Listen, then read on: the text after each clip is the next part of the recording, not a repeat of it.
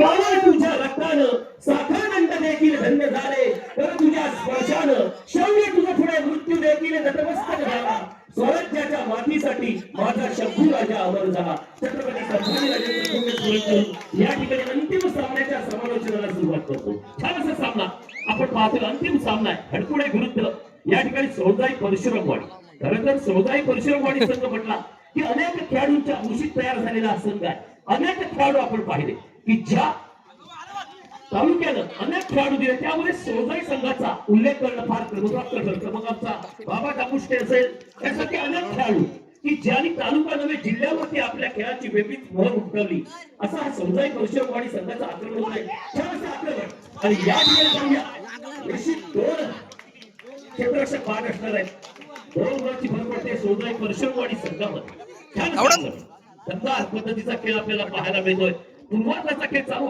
आणि पूर्वार्धाच्या खेळामध्ये या ठिकाणी सौदाई परशुरामवाडी निश्चित थोडासा डोईजर ठरतोय तो कोणत्या संघाला तर समोरच्या हरकुळे संघाला थोडासा दबाव निश्चित असणार कारण तालुक्याचा एक मातब्बर संघ आहे आणि या मातब्बर संघा समवेत लढत जात असताना थोडीशी पूर्वार्धामध्ये दमछाक होते ती समोरच्या हडकुळे संघाची थोडासा त्रुटीत काळ घेतला जातोय समन्वयाचं काम सुरू झालेलं आपल्याला पाहायला मिळतंय ते हडकुळेवाडी संघाकडून पुन्हा एकदा आक्रमण होते सौदाई परशुरामवाडी संघाकडून पूर्वार्धाचा खेळ मित्रांनो चालू आहे आणि पूर्वार्धाच्या खेळामध्ये या ठिकाणी थोडासा आघाडीवर संघ जातोय तो कोणता तर सौदाई परशुरामवाडी छान या ठिकाणी चढाई आपल्याला पाहायला मिळते स्वतःच्या लेफ्ट कॉर्नरच्या दिशेने आक्रमण करण्याचा आणि प्रतिस्पर्धी संघाच्या राईट कॉर्नरच्या दिशेने आक्रमण करण्याचा प्रयत्न असताना थोडीशी चूक होते ती क्षेत्ररक्षकांकडून मित्रांनो समोरचा संघ सौदाई कौशल्याने परिपूर्ण आहे आणि अशा वेळेला या ठिकाणी एक हाती पकड उपयोगाची नाही पण राईट डू ऑर डाय स्वरूपाची चढाई ज्या वेळेला दोन चढाई अनप्रोडक्टिव्ह झाल्या समोरच्या हडकुळे संघाच्या आणि त्याच वेळेस तिसरी चढाई प्रोडक्टिव्ह करण्याचा निश्चित मानच असणार आहे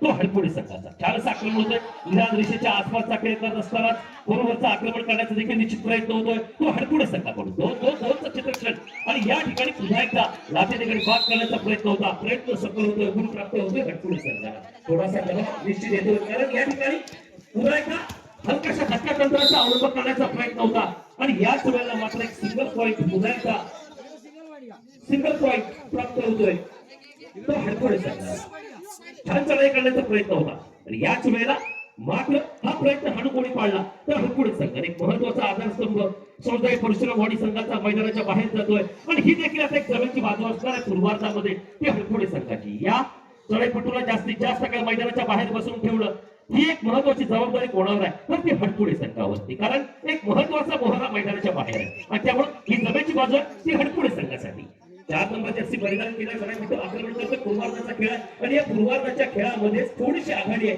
ती सौदाई संघाची त्यामुळे पूर्वार्धामध्ये थोडंसं दबाव सुधारून खेळावं कोणाला लागणार आहे तर ते हडकुळे संघ मात्र या ठिकाणी निश्चित थोडासा दबावाच्या छायेखाली वावरताना संघ आपल्याला कोणता पाहायला मिळतोय तर हडकुळे संघ कारण कित्येक मैदानावरचा जेतेपद उपविजेतेपद पटकावलेल्या सौदाई परशुरामवाडी संघ समवेत खेळत असताना थोडीशी पूर्वार्धामध्ये दमछाक कोणाची होते तर ती हडकुळे संघाची छान असं आक्रमण आहे स्वतःच्या राईट कॉर्नरच्या दिशेने आक्रमण करत असताना या ठिकाणी या मला पकडा अशा स्वरूपाचं आव्हान असणार आहे ते सौदाई परशुरामवाडी संघाकडून रनिंग हॅड टच करण्याचा प्रयत्न करतोय 2 नंबर चित्रक्षकाला हलकासा कोमल स्पर्श करून माघारी परततोय आणि निश्चित पंचांनी आपली उचलून धरलेला पाहायला मिळतं एका गुणाची भर पडते ती सौदाई परशुरामवाडी संघामध्ये 3 क्षेत्ररक्षक मैदानात आहे निश्चित या ठिकाणी विभागल्या गेलेल्या क्षेत्ररक्षकाला सामोरं जात असतानाच आक्रमण होतोय पुन्हा एकदा एक चक्र अशी चढाई आपल्याला पाहायला मिळते आणि निश्चित त्याचा फायदा होतोय तो सौदाई परशुरामवाडी संघाला दबाव सुधारून कसं खेळावं निश्चित या ठिकाणी आपल्याला पाहण्याची घ्यायची आणि उत्तरार्धाला सामोरं जायचं हा देखील प्रयत्न सुरू झालेला आपल्याला पाहायला मिळतोय तो सौदाई परशुरामवाडी संघाकडून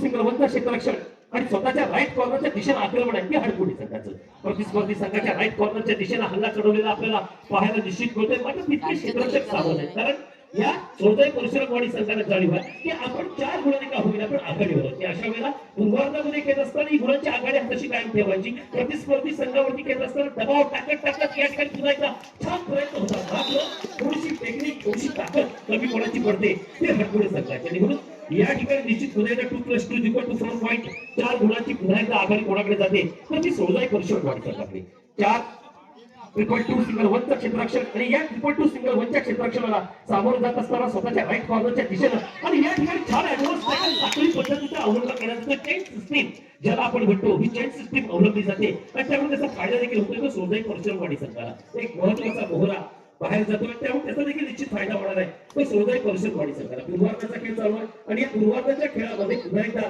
भरभक्कम गुणांची आघाडी मिळताना आपण पाहतोय सोळजाई परिषदवाडी संघाला. आणि थोडीशी पुन्हा एकदा या ठिकाणी प्रतिस्पर्धी संघ जो आहे तो हडकोडे संघ, आणि या हडकोडे संघ थोडासा मागे पडतोय कारण या ठिकाणी थोडीशी टेक्निक, थोडीशी ताकद, थोडीशी रणनीती कमी कोणती पडते त्या हडकोडेवाडी संघाची. त्यामुळे सोळजाई परिषदवाडी संघ पूर्वार्धामध्ये भरभक्कम गुणांची आघाडी आपल्या हाताशी घेतोय. पूर्वार्धाच्या खेळामध्ये ज्याला आपण सावधानतेचा खेळ म्हणतो, या सावधानतेच्या खेळामध्ये प्रतिस्पर्धी संघाला आजमवण्याचं काम कोणी केलंय तर ते सोळजाई परिषदवाडी संघाने. छान असं आक्रमण पुन्हा एकदा आपल्याला पाहायला मिळतंय. दबाव चुकारून खेळण्याचा थोडासा प्रयत्न होतोय, मात्र खेळी विधान रेषेच्या आसपासची होत असताना या ठिकाणी समोरचा एखादा क्षेत्ररक्षक कुठे लक्ष करता येतो का याचा प्रयत्न पाहायला आपल्याला मिळतोय.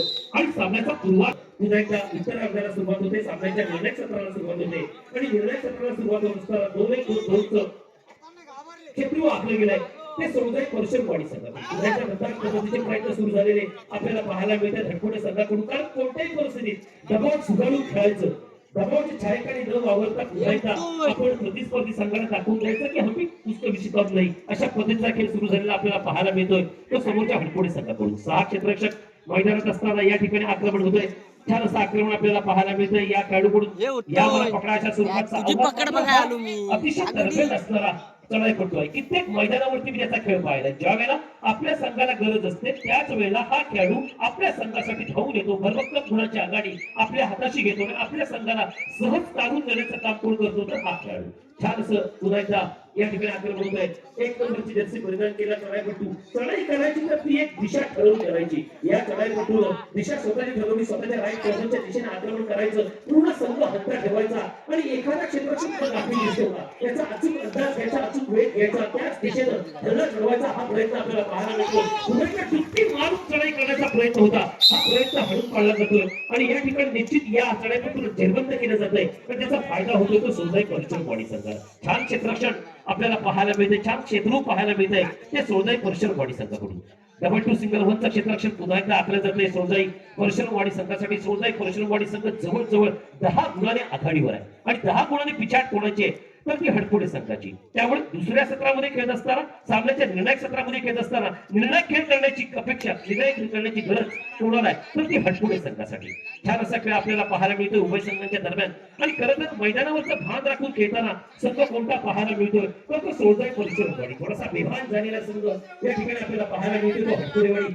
आक्रमण होते पुन्हा एकदा छान या ठिकाणी स्पर्धेत किक करण्याचा अवलंब आपल्याला पाहायला मिळतो. तितका छान ऍडव्हान्स टॅकल आपल्याला पाहायला मिळतोय तो या ठिकाणी सोळजाई परिषदवाडी संघाकडून. जबरदस्त टॅकलचे नमुने आपल्याला पाहायला मिळत आहेत आणि याच वेळेला निश्चित थोडासा खच्चीकरण पुन्हा एकदा होतोय त्या हडकोडे संघाचे.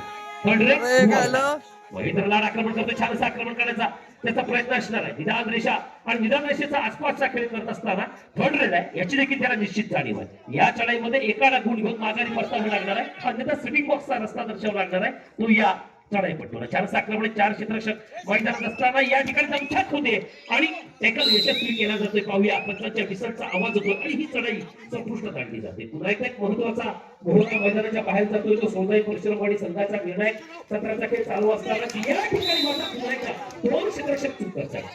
याच वेळेला साखळी पद्धत अवलंबणं गरजेचं होतं. थोडासा काफी गचाळ क्षेत्ररक्षण आपल्याला पाहायला मिळतंय ते सोळजाई परिषदवाडी संघाकडून आणि सोळजाई परिषदवाडी संघ आणि या संधीचं सोनं करणं हे फार गरजेचं आहे. चालू सामन्याची शेवटची 4 मिनिटं, गुणांक स्थिती 15-7, 7-15, अजून देखील 8 गुणाची आघाडी आहे ती सोळजाई परिषदवाडी संघाची. सामन्याच्या निर्णायक मिनिटांचा खेळ बाकी आहे आणि निर्णायक मिनिटांचा खेळ बाकी असताना या ठिकाणी आक्रमण होते. छान आक्रमण करण्याचा प्रयत्न सुद्धा होती, किरकी खेच घेतलेली चढाई होती, या मला पकडायच्या स्वरूपाचा अहवाल होता. मात्र समोरच्या सोळजाई परिषदवाडी संघाच्या चढाईपटू देखील भाग आहे, जाणीव आहे की आपल्याला अजून देखील 8 गुणाची आघाडी आहे आणि ही 8 गुणाची आघाडी या आघाडीमध्ये कशी बिघाडी होणार नाही यासाठी महत्वपूर्ण प्रयत्न आपल्याला करायचे. ते अशाच वेळेला आक्रमण होत आहे. 7 नंबरची जर्सी परिधान केला चढाईपटू आक्रमण करतोय. 4 क्षेत्ररक्षक मैदानात आहेत आणि अशा वेळेला खूप मोठं आक्रमण करायचं, स्पर्धेची बॅटिंगचा अवलंब करायचा.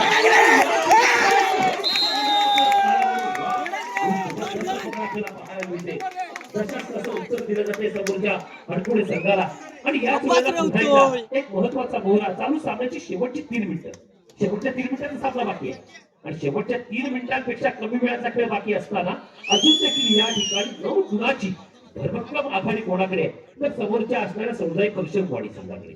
अंतिम सामना आपण पाहतोय, अंतिम सामन्याचे आपण सर्वजण साक्षीदार होतोय. छान असा सामना या ठिकाणी आपल्याला पाहायला मिळतोय. 6 क्षेत्ररक्षक मैदानात आहेत. तरी पण तुमचं क्षेत्ररक्षण अवलंबलं गेलंय आणि थोडासा सावध पवित्र घेत खेळण्याचं काम चालू थोडी केलंय. तर समोरच्या असणाऱ्या सौदाई परचमवाडी संघाला परिपूर्ण जाणीव 9 गुणाची जवळजवळ आघाडी आहे. 3 मिनिटांपेक्षा कमी वेळात खेळ बाकी असताना या ठिकाणी पुन्हा एकदा आपण चढाई पाहतोय. 6 क्षेत्ररक्षक मैदानात आहेत. निदान रेषा व्हॅलिड करून पुन्हा एकदा या मला पकडा अशा स्वरूपाचं आव्हान करण्याचा प्रयत्न होत असतानाच एक दमदार पल्लेदार स्वरूपाची चढाई आपल्याला पाहायला मिळते. सौदाई परचमवाडी संघाकडून पाहूया. वाह, जबरदस्त टॅकल या ठिकाणी आपल्याला पाहायला मिळतोय. एका गुणाची भर पडते. पुन्हा एकदा अडपडे संघ चालू करण्याची शेवटची 2 मिनिटं. शेवटच्या 2 मिनिटात सामना बाकी आहे आणि शेवटच्या 2 मिनिटात सामना बाकी असताना या ठिकाणी पाहूया ही एक देखील चूक होते सौदाई परचमवाडी संघाकडून. एका गुणाची पुन्हा एकदा भर पडते आणि आता मात्र थोडासा आक्रमक झालेला संघ आपल्याला पाहायला मिळतोय तो हटकुड संघ. कारण पूर्वार्धामध्ये खेळत असताना थोडीशी स्वाभिमानाला ठेच पोचली गेली होती. हा स्वाभिमान जागृत झालेला आपल्याला पाहायला मिळतोय हटकुड संघाचा आणि आक्रमण होते सौदाई परचमवाडी संघाकडून. पाहूया याच वेळेला पुन्हा एकदा हे देखील आक्रमण थोपवलं जात आहे आणि निश्चित या ठिकाणी पुन्हा एकदा 3.3 गुणाची पुन्हा एकदा भर पडते ते हटकुड संघाला. पंचांच्या विसर्जन पुन्हा एकदा सामन्याला सुरुवात होते.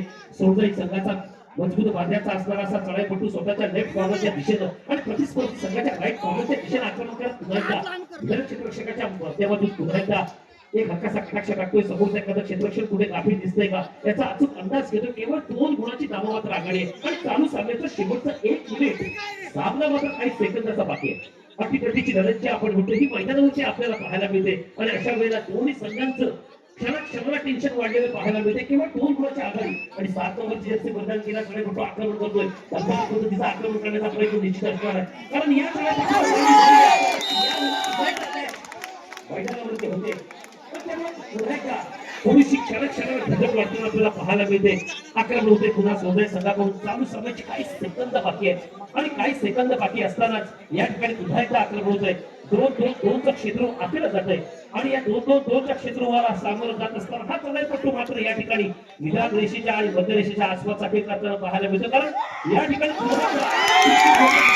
बाहेर आणि मध्य रेषेपासून काही अंतरावरती पकड करण्याचा प्रयत्न झाला. असफल प्रयत्न आपल्याला पाहायला मिळतोय आणि निश्चित त्याचा फायदा होतोय. तो या ठिकाणी पुन्हा एकदा सौदाई परचमवाडी संघाने वेगळी रणनीती अवलंबली.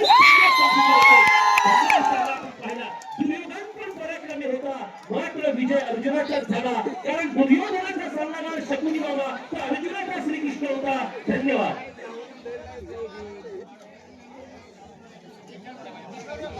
गुरुजी बंद कर. अरे